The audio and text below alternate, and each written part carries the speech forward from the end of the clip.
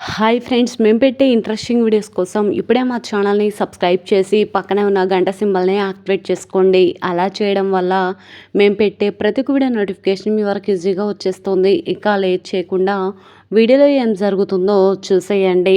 ఆద్య దగ్గరికి వచ్చి, ఆద్య మా డాడీ ఇక మన పెళ్ళికి ఒప్పుకున్నారు అని చెప్పి ఆద్యని ఎత్తుకొని అటు ఇటు తిప్పుతూ ఉంటే అది చూసిన సీను ఒక్కసారిగా షాక్ అయిపోయి, అరే సన్నాసి వదులురా, ఆదిని ఏంటి అలా తిప్పుతున్నావు, వదులు అని చెప్పి రావడంతో ఆదికి బాగా కోపం వస్తూ ఉంటుంది.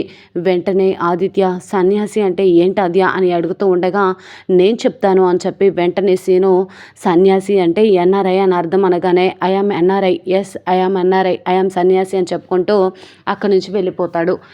ఆద్య దగ్గరికి వెళ్ళి ఆద్యని లాక్కొని వెళ్ళి లోపలికి సీను ఇక హారతి ప్లేట్ ముందు పెట్టి, నువ్వు ఆదిత్యని ప్రేమిస్తున్నావా అనగానే అవును అని అంటూ ఉంటుంది. ఆదిత్యని పెళ్లి చేసుకోవాలనుకుంటున్నావా అనగానే అవును అని చెప్పి అంటూ ఉంటుంది. ఎందుకు అబద్ధం చెప్తున్నావు అనగానే, అబద్ధం చెప్పాల్సిన అవసరం నాకు లేదు సీను అని చెప్పి అంటూ ఉంటుంది.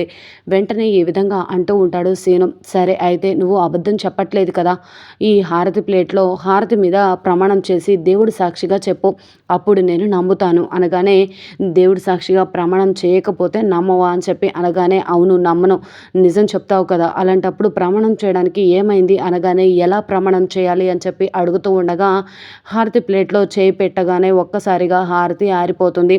చూసావు కదా, ఎవరు చెప్తే ఏమవుతుంది, నీకు అర్థమైంది కదా, నేను నిజమే చెప్తున్నానని చెప్పి ఆద్య కోపంగా వెళ్ళిపోతుంది. సీను మాత్రం ఆలోచిస్తూ ఉంటాడు. నిజంగా ఆదిత్యని పెళ్లి చేసుకుంటుందా అని ఆలోచిస్తూ ఉంటాడు.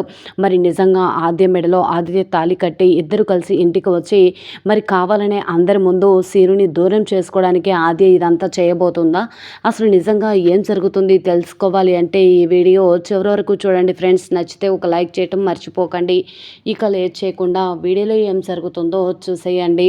శౌర్య ఇక వెనుక సీట్లో కూర్చొని వెనుక భాగంలో కూర్చొని ఇక రామలక్ష్మికి బైక్ నేర్పిస్తూ ఉంటాడు. రామలక్ష్మి చాలా సరదాగా బైక్ నేర్చుకుంటూ ఉంటుంది. ఇక వెంటనే అటు నుంచి బైక్ డ్రైవ్ చేసుకుంటూ వస్తూ ఉండగా అక్కడ రఘురామ్ రచ్చబండ దగ్గర తన స్నేహితులతో ముచ్చట్లు పెడుతూ ఉంటాడు. వెంటనే అది చూసి ఒక్కసారిగా రామలక్ష్మి షాక్ అయిపోతుంది.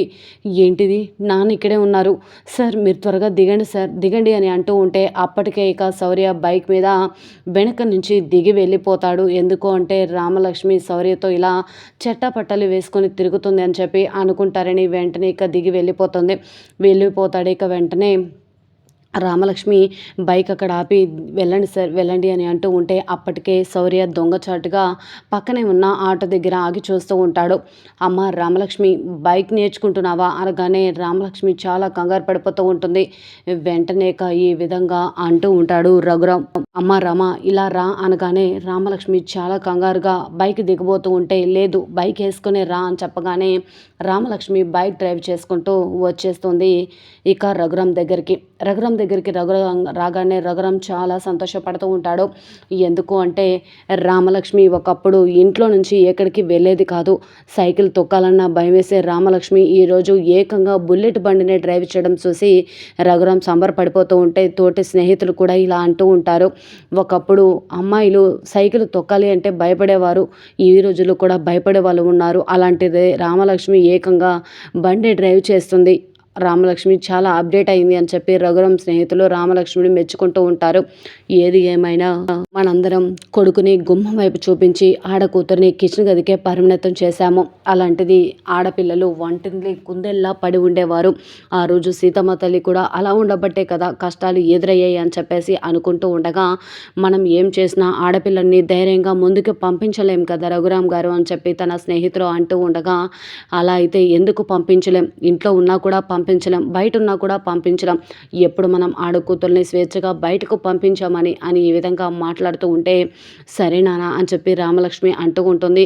వెంటనే రఘురామ్ బైక్ మీద ఎక్కుతానని అంటూ ఉంటే రామలక్ష్మి చాలా మురిసిపోతూ ఉంటుంది. ఈ ఊళ్ళో కొడుకులు తండ్రుల్ని ఇక బైక్ మీద ఎక్కించుకొని తిప్పేవాళ్ళు చాలామందినే చూశాను. కానీ మొదటిసారి నా కూతురు రామలక్ష్మి నన్ను బైక్ మీద ఎక్కించుకొని ఊరంతా తిప్పుతానంటుంటే ఎలా వద్దనగలను అని చెప్పి వెంటనే రఘురామ్ని ఇక బైక్ మీద ఎక్కించుకొని రామలక్ష్మి ఇంటికి తీసుకొని వెళ్ళిపోతుంది. అప్పటికే ఆద్య అటు ఇటు తిరుగుతూ జరిగిన విషయం గురించి ఆలోచిస్తూ ఉంటుంది. నేను ఆదిత్య ప్రపోజ్ చేశాడు, అది సీను చూశాడు, పాపం ఏమనుకున్నాడో ఏమో, ఎంత బాధపడుతున్నాడో అని చెప్పి ఆలోచిస్తూ ఉంటే అప్పుడే ఇక పరిగెత్తుకుంటూ ఆదిత్య వచ్చేస్తాడు. వచ్చి ఆద్య మా డాడీ మన పెళ్ళికి ఒప్పుకున్నాడు అని చెప్పి ఆద్యని ఎత్తుకొని గిరిగిరా తిప్పుతూ ఉంటే అది చూసిన సీను షాక్ అయిపోతాడు. అరే సన్యాసి, ఏంట్రా ఆద్యని అలా పైకి ఎత్తుకొని తిప్పుతున్నావు, కళ్ళు తిరుగుతాయి, వదిలిపెట్టు అనగానే ఏంటి ఆదిత్యని ఏదో అన్నావేంటి అనగానే అది సన్యాసి అన్నాను అనగానే ఆదిత్యని ఎందుకు అలా అన్నావు అనగానే సన్యాసి అంటే ఏంటి ఆద్య అనగానే నేను చెప్తాను, సన్యాసి అంటే ఎన్ఆర్ఐ అని అర్థం అనగానే ఓహో ఎన్ఆర్ఐ అని అర్థమా, సరే సరే అయితే నేను ఎన్ఆర్ఐ అనమాట, ఐఎమ్ సన్యాసి అని చెప్పేసి పరిగెత్తుకుంటూ వెళ్ళిపోతాడు. ఏంటి ఆదిత్యని అలా అనడం ఎంతవరకు కరెక్ట్ అని చెప్పి అంటూ ఉంటే రంగుల రత్నం ఎక్కి తిరిగింది చాలు, నాతో రా అని చెప్పేసి ఆదిని లోపలికి లాక్కొని వెళ్ళిపోతాడు. ఇక అప్పటికే చారు అలాగే పద్మ ఇద్దరు కూడా ఆటోలో వెంకట్రావుని తీసుకొని వస్తూ ఉంటారు. వెంకట్రావు కూర్చొని నడవడానికి కూడా ఇబ్బంది పడుతూ ఉంటాడు. ఇక వెంటనే తన చేతులని భుజాలపైన వేసుకొని ఇద్దరు కూడా తీసుకొని లాక్కొని వస్తూ ఉంటే అమ్మ అయ్యా అని పాట పాడుతూ ఉంటే ఇప్పుడు ఈ పాటలు అవసరమా అని చెప్పి అడుగుతూ ఉంటుంది పద్మ. అయ్యో నేను పాటలు పాడట్లేదే, నీకు అలా అర్థమైందా, పాటలు పాడట్లేదే, అమ్మయ్య అయ్యా అని అరుస్తున్నానే అనగానే అప్పుడే సుందరమ్మ అలాగే జానకి పార్వతి అందరు కూడా పరిగెత్తుకుంటూ వచ్చి ఏమైంది అల్లుడు ఏమైంది అని అడుగుతూ ఉంటే చెప్పవే మీ అమ్మకు నువ్వే చెప్పు, అంత మీ అమ్మాయి చెప్తుంది అనగానే అమ్మ వస్తుంటే మా ఆయన్ని వీధి కుక్కలు కరిశాయి అనగానే ఒక్కసారిగా షాక్ అయిపోతుంది సుందరమ్మ. ఏంటి వీధి కుక్కలు కరిశాయా, వాటి జోలికి ఎందుకు వెళ్ళేవాళ్ళుడు అనగానే అవి వీధి రౌడీలు, ఎందుకు అంటే మీ కూతుర్ని అలాగే నా కోడల్ని వాళ్ళు ఏడిపిస్తుంటే వాళ్ళని కొట్టడానికి ప్రయత్నించాను, వాళ్ళు తిరిగి నా మీద దాడి చేశారు అత్తయ్య అనగానే వెంటనే గాళ్ళు ఎగిరి మరి వాళ్ళని కొట్టాను అని అంటూ ఉంటే నువ్వా గాళ్ళు ఎగిరి మరి వాళ్ళని కొట్టావా అనగానే చూసావనే మీ అమ్మకి ఇంకా డౌట్గానే ఉంది అని చెప్పి అంటూ ఉంటే సరే మీరు లోపలికి వెళ్ళండి అమ్మా అని చెప్పగానే వెంటనే పద్మ అలాగే చారు ఇద్దరు కూడా వెంకట్రావుని లోపలికి తీసుకొని వెళ్ళి కూర్చోబెడతారు. ఈ బాధ తగ్గాలి అంటే నాకు మందు పడాల్సిందే అని చెప్పి అంటూ ఉంటే అయితే వెళ్ళి తెచ్చుకొని తాగండి అని చెప్పి పద్మ అంటూ ఉంటుంది.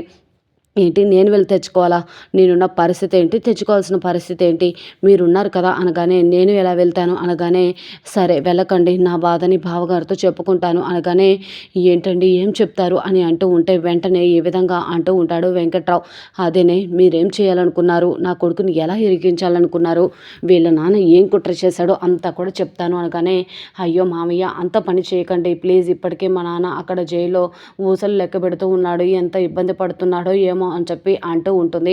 ఇకపోతే వెంటనే ఇక చారు పద్మ అత్తయ్య తీసుకొస్తుందిలే అనగానే అదేమన్నా మెడికల్ షాప్ అనుకున్నావా అని మందు షాపు అనగానే ఒకప్పుడు నేను మందు షాప్ కోసం వెళ్ళి అక్కడ క్యూ కట్టి మరీ తాగుతుంటే నీకేమీ లెక్క అనిపించలేదు కదా, ఈరోజు నువ్వు వెళ్ళి చూస్తే కానీ నీకు అర్థమవుతుంది ఒక మగవాడు తాగడానికి బ్రాంతి షాప్ ముందు ఎంత కష్టపడతాడో నీకు అర్థం కావాలి, వెళ్ళు అని చెప్పి అంటూ ఉంటే ఇకపోతే సీను హారతి ప్లేట్ తీసుకొచ్చి నువ్వు ఆదిత్యని పెళ్లి చేసుకోవాలన్నా ప్రేమిస్తున్నానని నిజం నేను నమ్మాలి అంటే ఖచ్చితంగా ప్రమాణం చేయాల్సిందే అని అంటూ ఉంటే నాకు అవసరం లేదు, నేను చెప్పేది నిజమని అంటూ ఉంటుంది. ఎలా ప్రమాణం చేయాలి అని అంటూ ఉంటే ఎలా చేయాలి అని చెప్పి అంటూ ఉంటాడు సీను. వెంటనే ఇక హారతి ఆరిపోగానే ఆది కోపంగా వెళ్ళిపోతుంది. నిజంగా ఆదిత్య పెళ్లి చేసుకుంటారా ఏంటి, అలా ఆదిని పెళ్లి చేసుకుని ఆదిత్య ఇంట్లో నడిచి వస్తూ ఉండడం అంతా కూడా ఊహించుకుంటున్న సీను షాక్ అయిపోతాడు.